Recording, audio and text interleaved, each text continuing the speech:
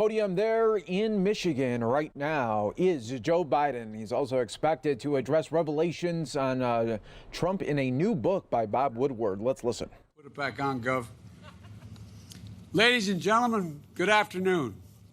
And, Secretary Kerry and Mr. President, I like the sound of that. Where is my president? There you are. Thank you, pal. Thanks for the welcome. It's great to be here in Michigan and with the United Auto Workers. As they say in parts of my state, I got brung up on General Motors. My father ran a General Motors agency. He didn't own it, but he ran it. And cars are cars are cars. And by the way, I still have my '67 Corvette. That's new. That was new. I still keep that. But I got to tell you, I'm waiting for that electric one you just all made that goes 210 miles an hour. But that's a different story. Look, earlier this week, and the reason we're a little bit late here, we found as I was getting off the plane, the press asked me a legitimate question that I did not have the background on because it occurred on the plane. Earlier this week, we celebrated Labor Day, and here at the heart of the American automobile industry, we never forget everything that we owe the unions. And unions, as you've heard me say many times, built this country. Unions built the economy, the economic engine that has driven American manufacturing dynamism. And literally, in the case of the auto workers, you're the ones that did it. So I want to thank you again, UAW Region 1, for hosting me today. And it's great to see Senator Stabenow, my good friend Debbie Stabenow.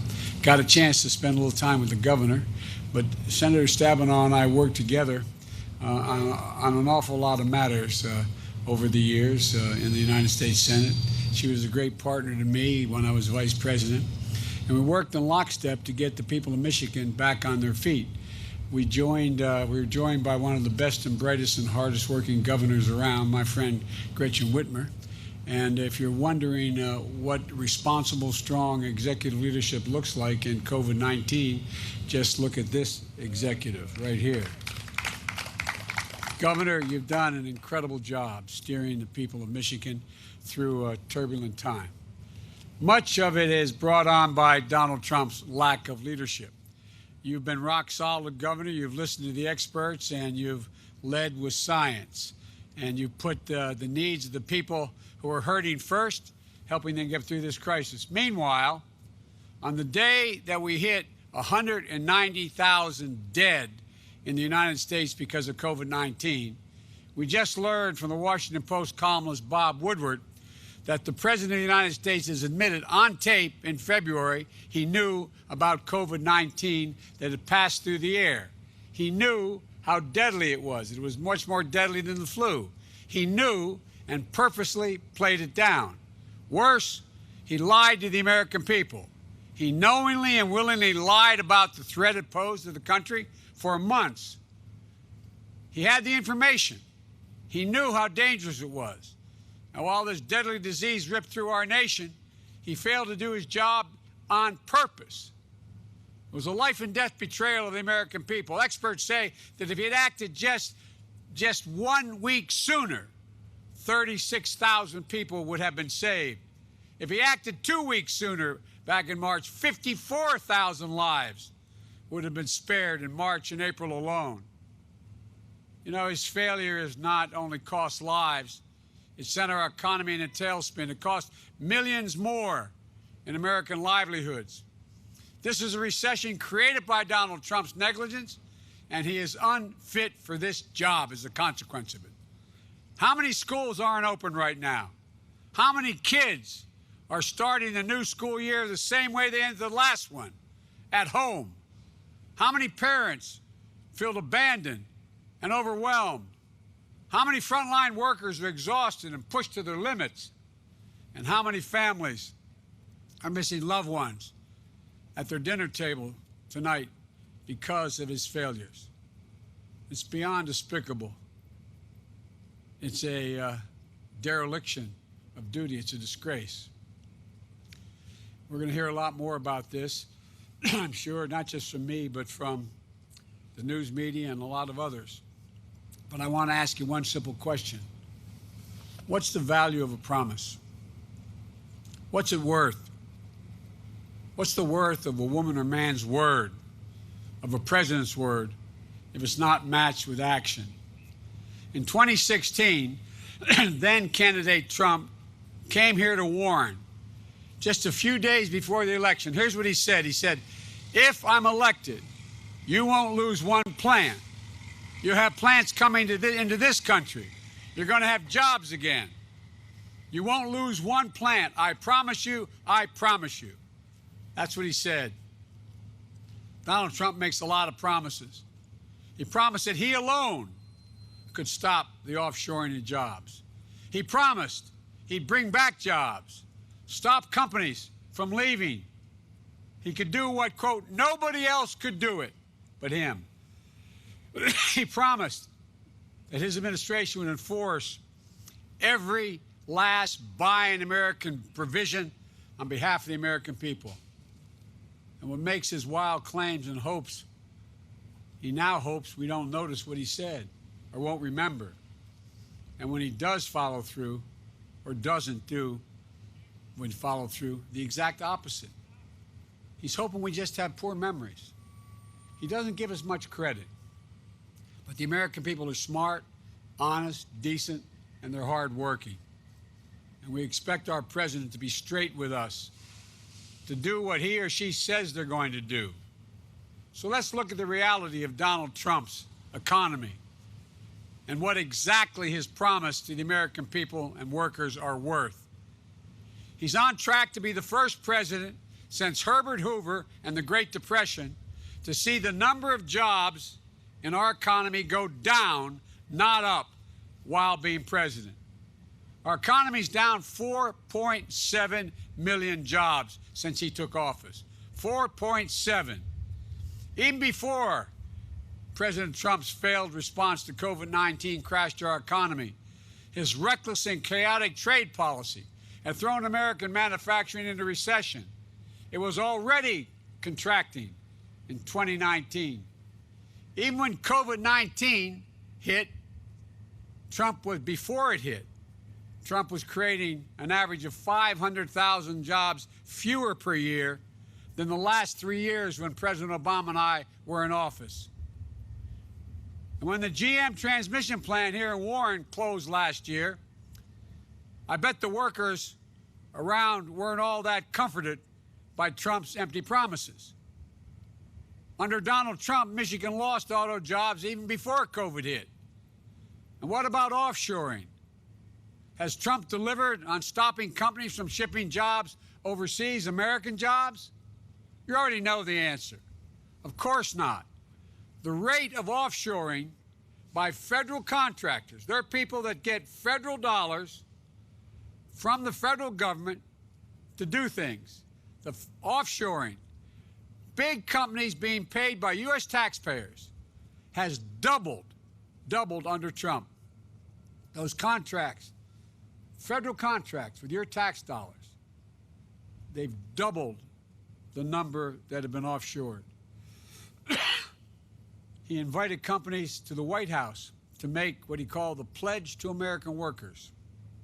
He couldn't even keep those firms from outsourcing. Many were given lucrative federal contracts, but then some of them turned around and shipped 7,000 jobs overseas. Under President Trump's U.S. trade deficit has grown. It's hit an all-time high. Let me say that again. U.S. trade deficit is at an all-time high under Trump in the last 3 years. President Trump's answer to all of this is the same as answer to everything. Corporate tax giveaways that actually reward offshoring. You heard me right. Giveaways that reward offshoring. If you offshore, you get more tax breaks. His 2017 tax bill slashed taxes on companies that send production and jobs overseas. Those corporations then make huge profits by shipping these foreign-made products back to the United States to sell to American consumers. And no industry has taken a greater advantage of Trump's offshoring tax loopholes than the pharmaceutical industry. Big Pharma lobbied Trump for a handout. That's exactly what they got from him. Farmers building, U.S. Pharma is building factories overseas instead of in the United States, skipping out on having to pay U.S. taxes, and then sending those same foreign-made drugs back to American consumers, all while raising their prices on prescription drugs that union families and working people have to rely on.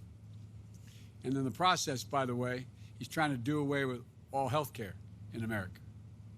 During a pandemic, we're seeing not only the inequity of this policy, but the enormous vulnerability that this creates for our own health security. And our security requires us to have supply chains of the necessary drugs based here, not overseas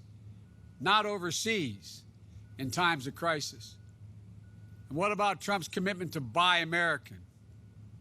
Like the rest of President Trump's promise, it has nothing to do with reality. It's all a bunch of hot air. In fact, contracts awarded by U.S. governments to foreign companies using American tax dollars went up 30% since he's been president. So to recap, 1, Trump hasn't stopped companies from closing plants and sending jobs overseas. 2, he's rewarded companies that have cut jobs and failed to invest here at home with billions of dollars in tax breaks. And 3, he's awarding more and more federal contracts to foreign companies. President Trump has broken just about every promise he's ever made to the American worker, and he's failed. He's failed our economy and our country. But look, would you really expect anything different from this guy? From someone who called those of you and those who are serving in uniform, who have given their lives to the country, losers and suckers? Let me tell you something.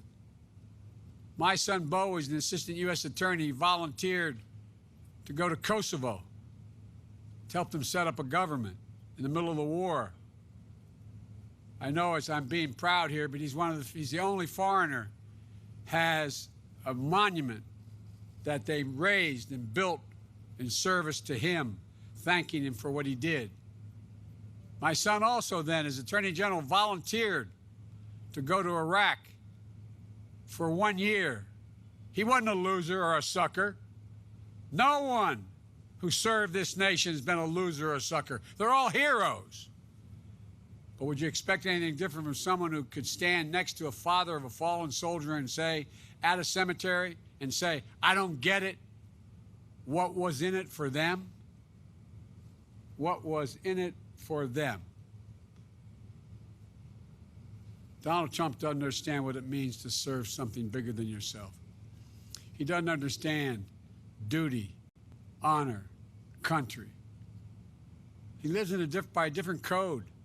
Lies, selfishness, greed. Yes, Donald Trump and I have a pretty different philosophy when it comes to giving our word. Mine means something. When I tell the American people I'm going to do something, I follow through. Here in Michigan, you know that's true. When Barack and I took office back in 2009, the economy was crashing. We inherited an economy in free fall. And millions of Americans, including so many right here in Michigan, lost their jobs, their homes, and their savings. With the help of Debbie breaking her neck here, President Obama and I worked hard. He put me in charge of the Recovery Act. I spent a lot of time here in Michigan and Detroit working with you and Senator Stabenow and thinking every single day about the folks on the factory line busting their necks just trying to put food on the table. A lot of folks were all ready to count Detroit out, as well as the auto American industry to count it out. But I knew what Debbie knew. I've known always. It's never a good bet to bet against the American worker. So when we promised to stand with the American auto industry, we delivered. We didn't do it to help wealthy investors or pad bonus checks for CEOs. We did it to save an iconic American industry, a testament to the skills and ingenuity of American manufacturing and the jobs of hundreds of thousands of American workers and the lifeblood of communities all across the Midwest, and used to be in my state of Delaware as well. When Detroit declared bankruptcy, I was right here working alongside the city leaders to get the lights turned back on, to revitalize the future of Detroit. Now, while nearly 20,000 auto manufacturing jobs have been lost in Michigan under Trump, nearly 80,000 were created during the Obama-Biden administration. I've got a long history of not just talking about what I'm going to do, but delivering results for Michiganders. And now we need to do it again. We need to do the hard work, not only to recover, but to build the economy back for the future once more. That's why my Build Back Better agenda, that's what it's all about. It starts right here with you in the union halls all across America. Back in July, I made the first plank of my agenda a plan to modernize American manufacturing and technology to ensure that the future is made in America by all of you. And today, I'm announcing some additional steps to make this plank even stronger. First, we're going to impose a tax penalty on companies that avoid paying U.S. taxes by offshoring jobs and manufacturing, only to sell those goods back to the American consumer. If your big corporate strategy is to boost your shareholders' profits, your CEO's bonuses by moving jobs out, well, we're going to make sure you not only pay full U.S. taxes on those profits, but we're going to guarantee, we're going to add a 10% offshoring penalty surtax to your bill. No more deductions for writing off expenses for the cost of sending jobs overseas, which is a big deal. That could be done here at home by qualified American workers. I'm not looking to punish American business, but there's a better way. Make it in Michigan, make it in America, invest in our communities and the workers in places like Warren. That's what this is about. UAW workers, steel workers, IBEW workers, you're the best craftsmen and women in the world, and you're right here. If you're ready to make it in America, then just like there are consequences for offshoring, there'll be rewards and incentives for creating good-paying jobs here at home. Today, I'm announcing my new Made in America tax credit, a 10% advanceable tax credit for companies that invest in the United States and American workers to help accelerate the recovery under our Build Back Better agenda. So if your company revitalizes a closing facility here in the United States, like the transmission plant that got closed last year, we'll take care of 10% of the investment that company makes to reopen it. If you retool a manufacturing facility to make it more competitive, for example, by shifting to help build a new fleet of clean American vehicles made by UAW members, we'll make sure that's more than affordable for you. We're going to make sure you'll get a tax credit. If you reshore jobs that have previously been sent overseas, expand your operations in the United States, or increase wages for manufacturing jobs, we'll make it even smarter strategic decision for your company, because we will make sure you get a tax credit. You know, these two steps are on top of my plans to close each and every one of the top Trump loopholes that he created in 2017 with his tax cut, to reward companies with big tax breaks for offshoring. That's going to end. If you're going to want to build things here in the United States, because under our administration, the Biden-Harris administration, is going to deliver on the promise to buy American. It's been the law for almost a century, but we've never lived up to it. The idea is simple. Today, the U.S. government spends about $600 billion of taxpayers' money on federal contracts annually. And that money should go to support American jobs and American businesses. But President Trump has only ever treated it like it was a weak suggestion. Agencies of the federal government can waive the requirements with explanations that Trump doesn't bother to even kick back on. We're going to change that when I'm president. In my first week, I'll sign a series of executive actions to make sure we enforce Buy America and direct the full purchasing power of the federal government to fulfill its promise, starting by closing those waiver loopholes immediately. And I promise you, I'll use the full power of the Defense Production Act to enforce Buy American and tighten the rules for public infrastructure projects, roads, bridges, canals, airports. And I'm going to crack down on companies that label products as made in America, even if they're coming from China or elsewhere. You know, we found out that on Trump's watch, a company selling deployment bags to active duty troops being deployed falsely claimed its product was made in America, when in fact, it was really made mostly in China. Trump didn't do anything to respond. I'm not going to let that happen on my watch. We're going to have an office at the White House dedicated to making sure everyone is playing by the same Made in America rules. And one more thing.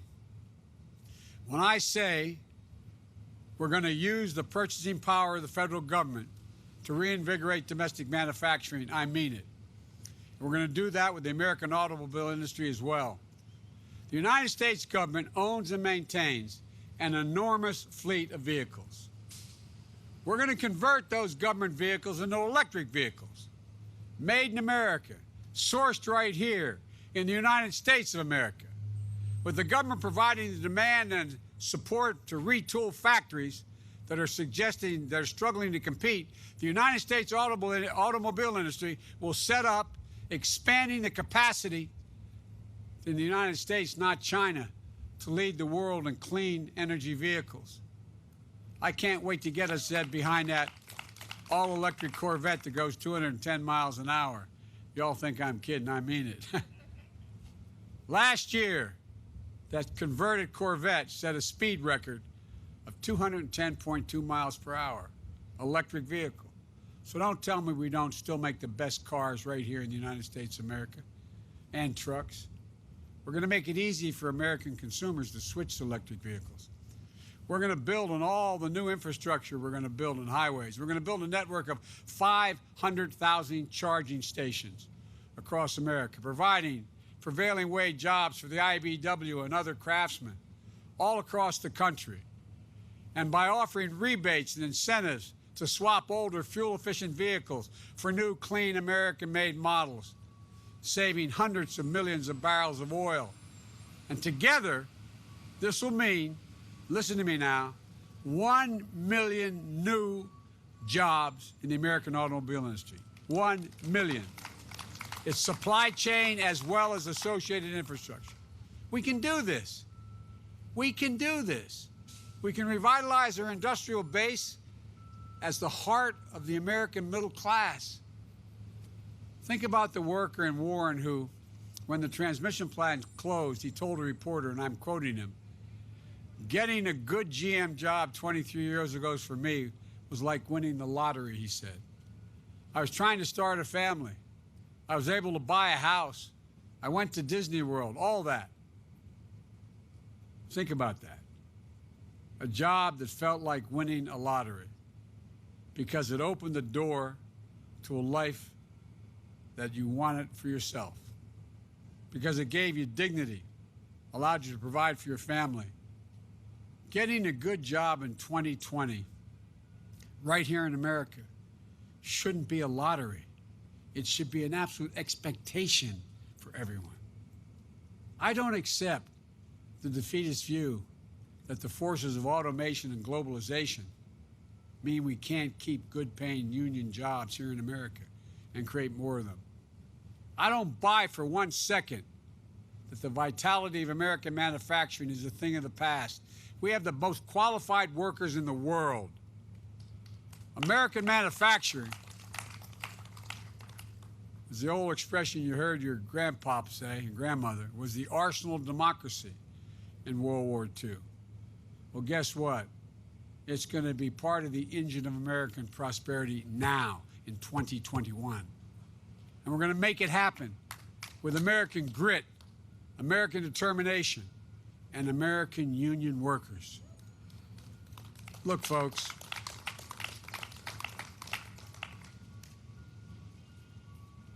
that's my promise to you.